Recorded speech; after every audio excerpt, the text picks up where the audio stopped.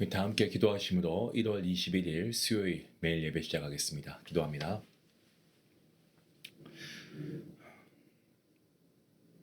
은혜와 사랑이 많으신 하나님, 오늘도 변함없이 우리를 사랑하셔서 주님 매일 예배를 통하여서 귀한 말씀의 은혜의 자리로 불러주시니 감사합니다. 이 예배가 습관적이 아니라 정말 우리의 갈급함이 되게 하시고 형식이 아니고 정말 하나님과의 진실한 만남이 될 수 있기를 원합니다. 하나님, 우리가 말씀을 들을 때 쉽게 잊어버리고 또 쉽게 지나갈 때가 참 많습니다. 하지만 오늘 우리가 말씀을 마음 깊이 새기고 성령 하나님께서 그 말씀을 우리 마음속에 붙잡아 주셔서 우리의 하루 가운데, 우리의 삶 가운데 적용될 수 있는 귀한 은혜가 있게 허락하여 주시옵소서. 우리 안에 숨겨진 교만과 자기 중심적인 마음을 주님께서 다 드러나게 하시고 아버지, 회개와 겸손함으로 주님께 돌아가는 역사가 있게 허락하여 주시기를 원합니다. 주님, 오늘 하루도 내가 주인이 아니고 주님께서 주인 되게 하시고 주님의 뜻이 아니면 아버지, 우리가 그 일들을 과감히 내려놓을 수 있도록 정말 하나님의 뜻이면 우리가 멈추는 것이 하나님의 뜻이면 멈추고 가라고 하시는 것이 하나님의 뜻이면 갈 수 있는 아버지 참된 믿음의 신앙인이 될 수 있도록 하나님의 거룩한 자녀가 될 수 있도록 하나님 함께 하여 주시옵소서. 오늘도 주님이 기뻐하시는 아버지 삶을 살아가게 하시고 하나님께 영광 올려드리는 귀한 삶이 될 수 있도록 하나님 함께 하여 주시옵소서. 이 예배 가운데 하나님께서 영광 받으시길 바라옵고 예수님의 이름으로 기도하옵나이다. 아멘. 찬송가 465장 함께 하시겠습니다.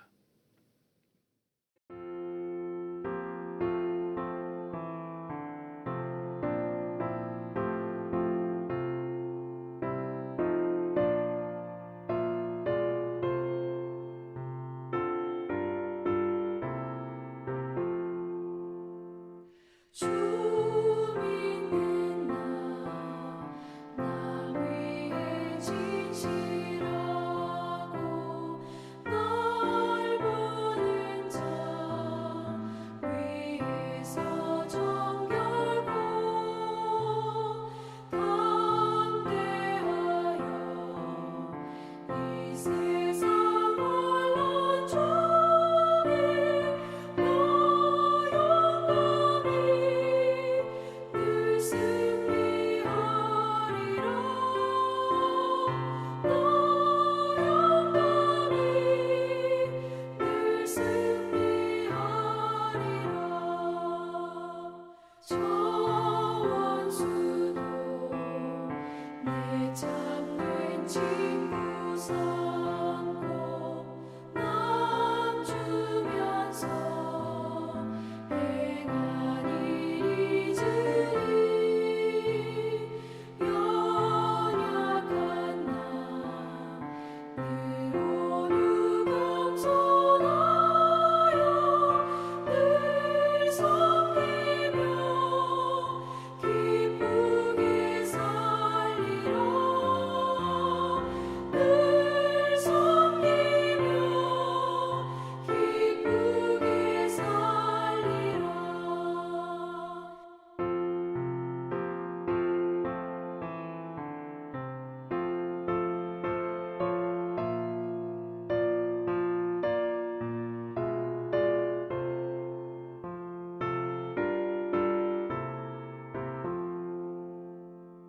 늘 바빠도 나 힘써 기도하며 주와 함께 늘 교제하리라. 주 가신 길 그 발자취를 따라 믿음으로 늘 살게 하소서.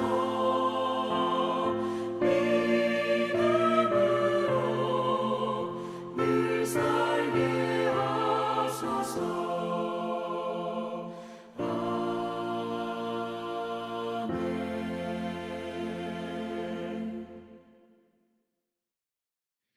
오늘 말씀은 마태복음 5장입니다. 17절부터 26절까지의 말씀, 같이 함께 말씀을 읽도록 하겠습니다. 내가 율법이나 선지자를 폐하러 온 줄로 생각하지 말라. 폐하러 온 것이 아니요 완전하게 하려 함이라. 진실로 너희에게 이르노니 천지가 없어지기 전에는 율법의 1.1획도 결코 없어지지 아니하고 다 이루니라. 그러므로 누구든지 이 계명 중에 지극히 작은 것 하나라도 버리고 또 그같이 사람을 가르치는 자는 천국에서 지극히 작다 일컬음을 받을 것이요 누구든지 이를 행하며 가르치는 자는 천국에서 크다 일컬음을 받으리라. 내가 너희에게 이르노니 너희 의가 서기관과 바리새인보다 더 낫지 못하면 결코 천국에 들어가지 못하리라. 옛 사람에게 말한 바 살인하지 말라. 누구든지 살인하면 심판을 받게 되리라 하였다는 것을 너희가 들었으나 나는 너희에게 이르노니 형제에게 노하는 자마다 심판을 받게 되고 형제를 대하여 나가라 하는 자는 공회에 잡혀가게 되고 미련한 놈이라 하는 자는 지옥불에 들어가게 되리라. 그러므로 예물을 제단에 드리려다가 거기서 내 형제에게 원망 들을 만한 일이 있는 것이 생각나거든 예물을 제단 앞에 두고 먼저 가서 형제와 화목하고 그 후에 와서 예물을 드리라. 너를 고발하는 자와 함께 길에 있을 때에 급히 사과하라. 그 고발하는 자가 너를 재판관에게 내어주고 재판관이 옥리에게 내어주어 옥에 가둘까 염려하라. 진실로 내게 이르노니 내가 한 푼이라도 남김이 없이 다 갚기 전에는 결코 거기서 나오지 못하리라. 아멘. 미국의 1960년대에 그 당시에 최고 시청률을 기록했던 드라마가 있었습니다. The Fugitive라고 하는 우리말로 도망자, 도망자라고 하는 드라마였는데 누명을 쓴 주인공이 끊임없이 추적을 받는 그러한 스토리가 전개되는 드라마입니다. 그가 그 도망자 신분에서 벗어날 수 있는 길은 오직 하나였습니다. 진범이 드러나는 것뿐이었습니다. 이 이야기를 떠올려 보면서 쉽게 이해하는 개념이 하나 있는 것 같아요. 세상에는 이 범죄의 공소시효가 있지 않습니까? 뭐 어떤 죄, 뭐 살인처럼 시효가 없는 것들도 있기도 하지만 예수님께서는 오늘 본문에서 놀랍게도 이 하나님의 말씀, 이 율법은 결코 시효가 지나 사라지는 법이 아니다라고 선언하고 계십니다. 본문 17절과 18절 말씀을 보시면 예수님의 가르침이 너무 새롭고 파격적이어서 어떤 이들은 예수님이 구약의 율법을 폐기하시려고 하나 그런 오해를 사기도 했습니다. 하지만 주님께서는 분명히 말씀하시죠. 내가 율법이나 선지자를 폐하러 온 줄로 생각하지 말고 폐하러 온 것이 아니고 완전하게 하기 위해서 왔다라고 말씀하십니다. 여기에서 율법 그리고 선지자라고 하는 것은 구약 전체를 가리키는 표현입니다. 그러니까 예수님께서는 구약을 무효로 만드는 분이 아니시고 구약이 바라보던 목적을 주님 당신 안에서 완성하신다라는 거죠. 그래서 18절 말씀에서 이렇게 못 박으십니다. 천지가 없어지기 전에는 율법의 1.1획도 결코 없어지지 아니하고 다 이룰 것이다라고 말씀하십니다. 이 말씀을 잘못 이해해서 실제로 지금도 문자적으로 이 율법을 다 지키려고 하는 분들이 여러 계십니다. 성경에 나와 있는 대로 그대로 다 지켜야 한다라고 말하는 그러한 분들이 있어요. 우리가 율법의 아주 작은 부분이라고 생각하는 것과 크다고 생각하는 것들이 있는데 크다고 생각하는 것은 지키고 작다고 생각하는 것은 안 지켜도 되고 또 이렇게 생각하시는 분들도 있습니다. 근데 성경의 모든 말씀은요 다 하나님의 말씀이고 크고 작은 말씀이 있을 수 있으나 어떤 것은 지키고 어떤 것은 지키지 않아도 된다 그런 말씀은 아니죠. 우리가 그래서 말씀을 볼 때는 항상 잘못 오역해서는 안 됩니다. 잘못 이해해서도 안 되고요. 예수님이 율법을 완전하게 하신다는 이 말씀의 뜻도 율법을 규칙 몇 개로 줄여서 지키기 쉽게 만들었다 이런 의미가 아니고요. 오히려 주님께서는 율법이 요구하던 본래의 목적을 분명하게 드러내시고 계시는 겁니다.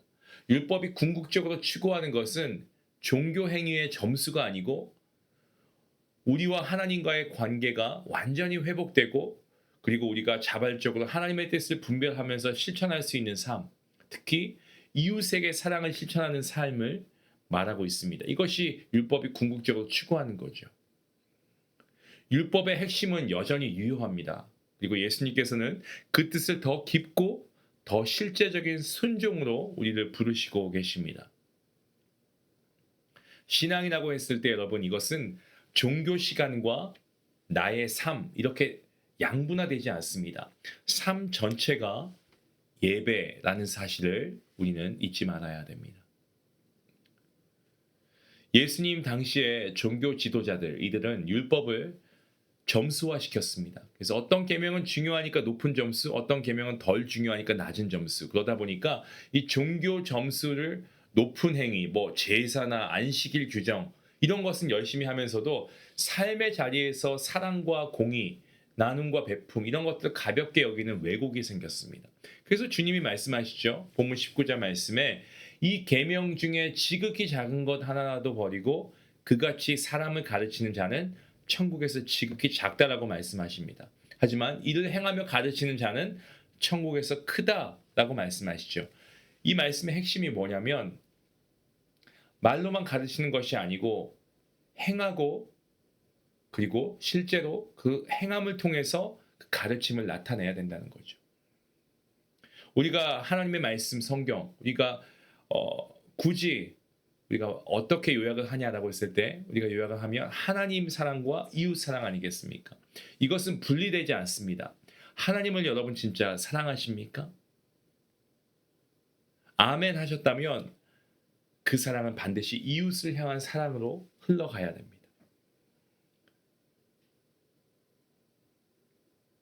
여기에서 주님께서는 더 충격적인 기준을 제시하고 계시는데요. 본문 20절 말씀을 보시면 이렇게 말씀하십니다.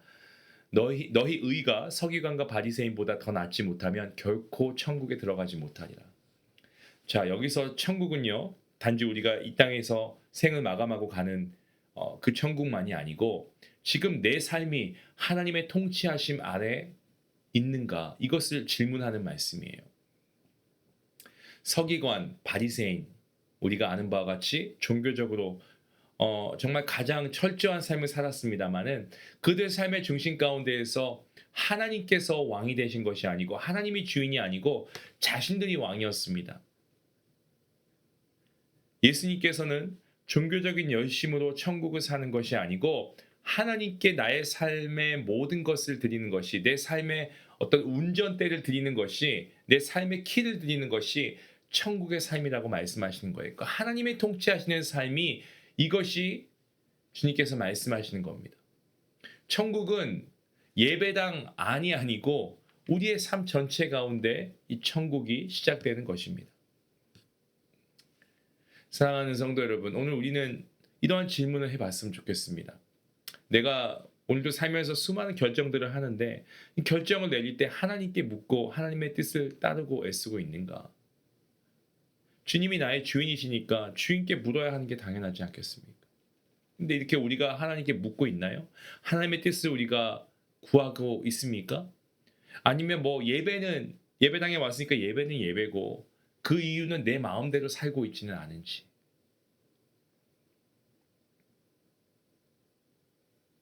여러분, 예수님께서는 율법을 폐기하러 오신 것이 아니고 율법을 바라보는 우리의 모습 가운데 불완전함이 있잖아요. 하지만 그런 율법들을 통해서 우리가 하나님과 관계가 회복되길 원하시는 겁니다. 우리로 하여금 하나님께서 원하시는 자녀로 하나님이 원하시는 제자들의 모습으로 하나님께서 거룩한 삶을 살아가시기를 원하시는 거죠. 때문에 우리가 이 하나님의 말씀 우리가 더 가까이 하고 우리가 기도함으로써 하나님의 뜻을 구하며 오늘 하루에 여러 선택 가운데서도 하나님이 나의 주인이시고 왕이십니다 라는 이 고백을 우리가 실제로 우리의 삶 가운데 하나님께 기도함으로 올려드릴 수 있기를 원합니다.